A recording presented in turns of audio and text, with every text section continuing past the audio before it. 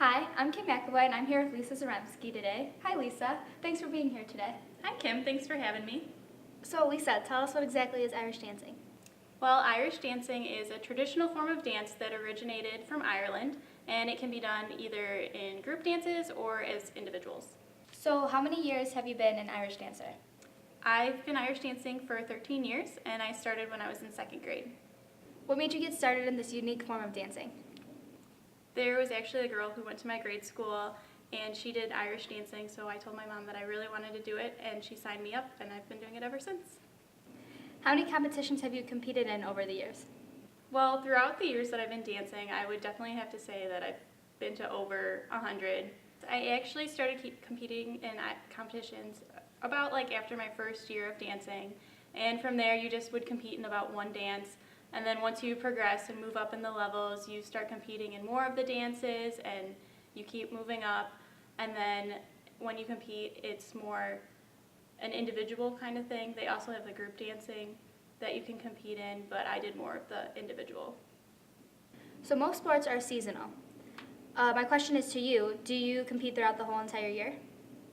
Well, most competitions are throughout the whole year, but when you get up into the higher levels, there's an Oireachtas, which is like the Midwestern Championships, and that one always falls on Thanksgiving and that whole weekend of Thanksgiving.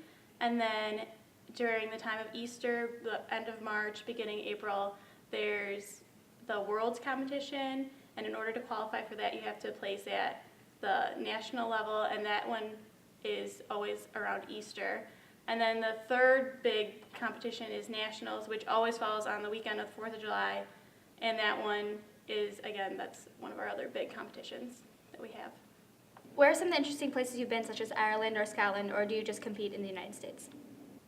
Well, dancing usually brings us all over the Midwest, so I've been to Wisconsin, Iowa, Ohio, and then the more interesting ones I'd have to say would be Florida, California, and my all-time favorite would definitely have to be Nashville, Tennessee. I just love the whole down south kind of thing, and that one was a lot of fun. Okay, so now you have to tell us about your fabulous outfits that you wear. What exactly do you wear for your competitions? Okay, well what I have on here is not what we wear when we compete. I do have on the wig, however, and the girls wear the wigs and usually a crown that matches their dress. And for dresses, when you're a beginner and you first start out, you usually wear something more traditional, like just a basic skirt and a vest. And then once you move up into the novice level, you get it's called a school dress. And that is just where it shows the school's colors. For my school, it was pink, black, and white. So we had black dresses with pink and white Celtic design on it. And then once you move up and you start placing in your open competitions, that's when you get to design your own dress. And those dresses are called solo dresses, and that's actually what my crown goes to. My solo dress, obviously, it was green, and yeah, that's the highest level of costume that you can get. So how much do your full outfit, wigs, and everything usually cost? Well, the beginner costumes usually run around about $100, and then when you move up to the novice dresses, those ones run around $400, and then the solo costumes, it all depends on where you get it. The best ones are made in Ireland, and that's where I got my dress, and that mine ran $2,500. Wigs usually run anywhere from $100 to like $150, and shoes, the shoes that you wear, we have two different kinds of shoes. The soft shoes, which are like a ballet type slipper, those are around $100, and then the hard shoes, or they're more like tap shoes you would consider them to be, those can run anywhere from $150 to $190. So how many wigs do you have in total for your competitions?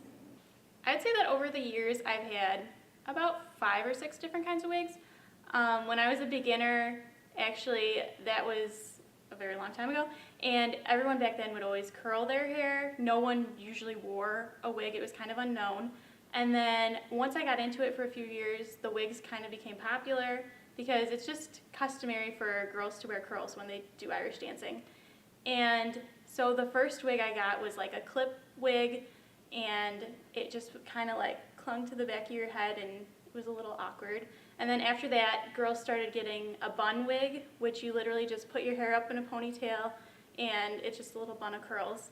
And then after that, we started getting the more fuller wig, and now they're starting to come out with a longer one that you'll see a lot of the girls wearing.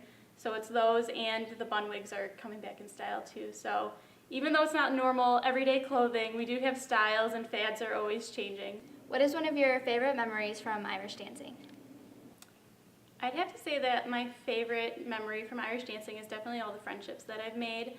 Especially growing up in grade school, it was hard because not a lot of my friends from school did Irish dancing. They were more into the sports, and it was hard seeing them like go out and have fun, whereas with Irish dancing it was a really big time commitment to practicing.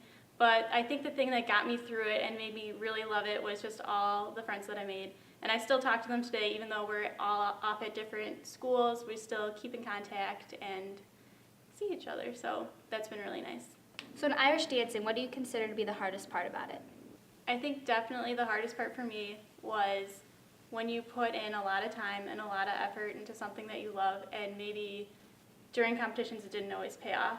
And that was, especially as at a younger age, it was hard to deal with when you want to win. You want to be the best dancer that there is, but maybe you were just having a bad day or whatever might have happened, and just having to deal with you can't always be the best.